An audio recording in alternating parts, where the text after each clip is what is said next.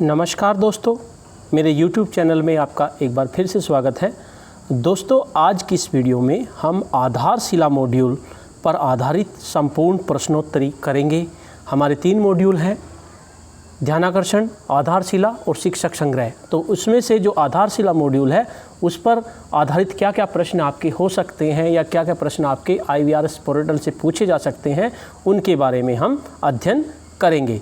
तो पहला प्रश्न है आपका, आधारशिला मॉड्यूल में कितने भाग हैं? तो इसका आंसर होगा 6 भाग हैं। आधारशिला किन कक्षा की दक्षताओं के लिए है? तो ये आपका कक्षा 1 और कक्षा 2 के लिए। नेक्स्ट प्रश्न, प्रारंभिक स्तर पर आधारभूत दक्षताएं किस विषय के लिए हैं? तो इसका आंसर होगा गणित एवं भाषा के लिए। नेक्स्ट है आपका भाषा विकास का क्रम। तो भाषा विकास का क्रम होगा आपका LSRW। L से मतलब सुनना यानी कि लिसनिंग, S से मतलब यानी कि बोलना यानी कि स्पीकिंग, R से रीडिंग यानी कि पढ़ना और W से मतलब राइटिंग यानी कि लिखना। तो ये भाषा विकास का आपका क्रम होगा। नेक्स्ट प्रश्न है, सुपोर्टिव सुपरविज़न कौन कौन करेंगे? राज्य स्तर पर SRG और जिला स्तर पर ARPs का सुपरविज़न करेंगे। फाउंडेशन शिविर की अवधि कितनी होगी? 50 दिन की। प्रारंभिक जांच किन किन कक्षाओं की होनी है? ये कक्षा 1 से कक्षा 8 तक की जांच होनी है। प्रारंभिक जांच कब होनी है? सत्र के प्रारंभ में। नेक्स्ट प्रश्न है, फाउंडेशन शिविर में कितने वादन होंगे? तो ये 2 वादन होंगे। वादन की अवधि कितने मिनट की होगी? 90 मिनट की। तो अब इन प्रश्नों को सभी को याद कर लीजिए।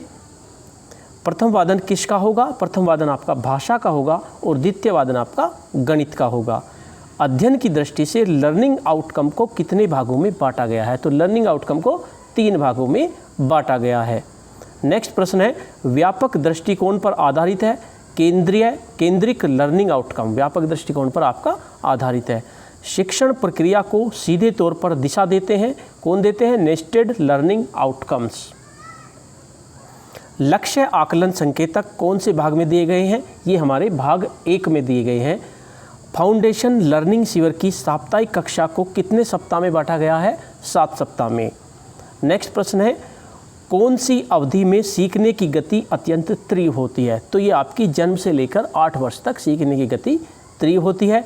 ऑपरेशनल लर्निंग में किस तथ्य पर विशेष महत्व दिया गया है? तो ये है हमारा भावनात्मक जुड़ाव, यानी भावनात्मक जुड़ाव पर सबसे ज़्यादा महत्व दिया गया है। आधारशिला का उद्देश्य क्या है? तो आधारशिला का उद्देश्य है बच्चों में जीवन पर्यंत सीखने के लिए आवश्यक गुणों को शुरुआत में ही विकसित होने, गहरा और व्यापक होने का मौका और अभ्यास मिले। यही आधारशिला का उद्देश्य है, यानी कि बच्चों में जो जीवन पर सीखने के लिए आवश्यक गुण हैं उन्हें शुरुआत में ही विकसित होने, गहरा और व्यापक होने का मौका और अभ्यास मिले।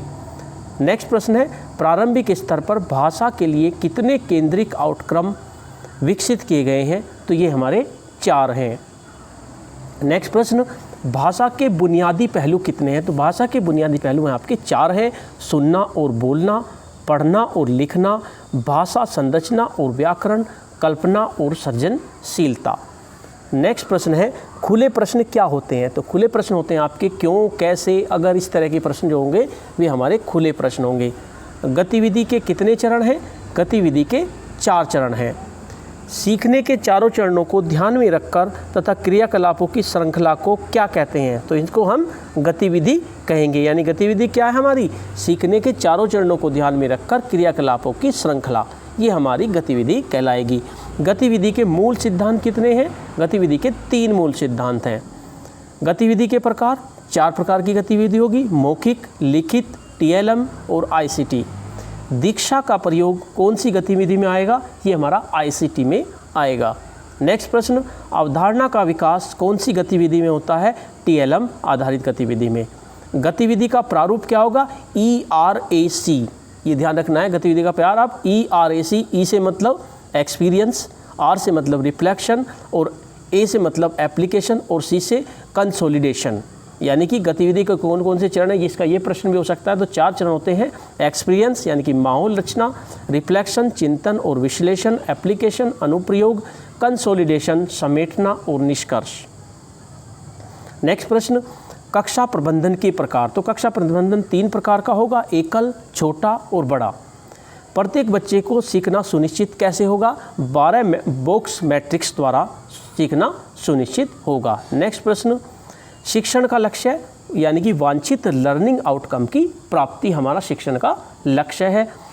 शिक्षण योजना को शिक्षण अधिगम प्रक्रिया को कितने चरणों में बांटा गया है? तो 3 चरणों में बांटा गया है, 5 मिनट, 25 मिनट और 10 मिनट, इस तरह से बांटा गया है।